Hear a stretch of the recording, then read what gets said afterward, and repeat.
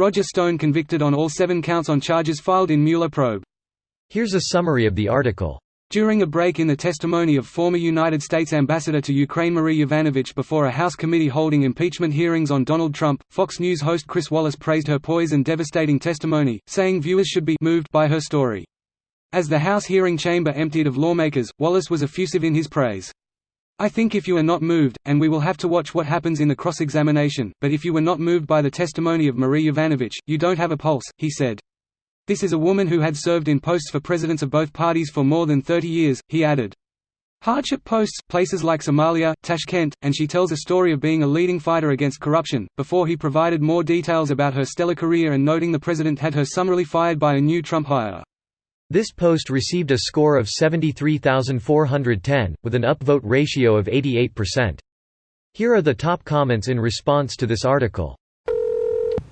In other news, Trump was live tweeting the impeachment hearings going on right now, and Democrats used those tweets as evidence during the hearing. Lol, and it blew up the entire GOP strategy coming into the meeting. He's self-impeaching. We need to make the phrase self-impeaching a bigger thing. Musical note fucking up the country, gonna need a lot of impeaches musical notes. Impeachment comes in a can, he was put there by a man, in a factory in Russia. Put my thing, nope, never mind. The most important point, Stone lied to protect the Trump campaign.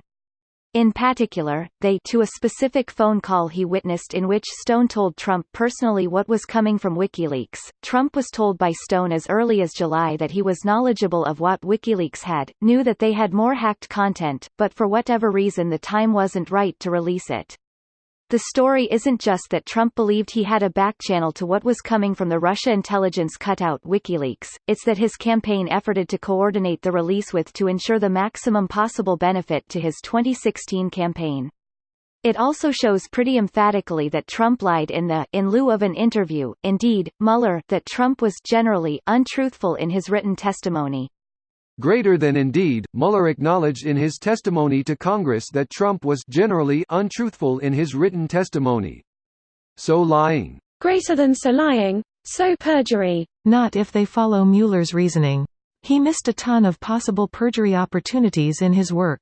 He freaking dismissed witness tampering because it wasn't on the process of a standard trial that witnesses were intimidated.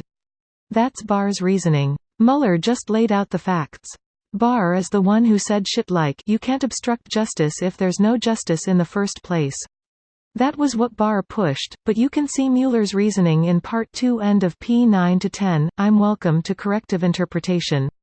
It says witness tampering is for jury or grand jury, and they aren't enforcing because people weren't expressly told that tampering with a special counsel witness was illegal the same way regular witness tampering is. I did have so much respect for that guy. Of all the known American badasses, I expected more of a fight from him. I get what he was trying to do, I just think it was anachronistic and misplaced. He's playing by some super idealistic rulebook and it allowed the people he was investigating to run circles around him.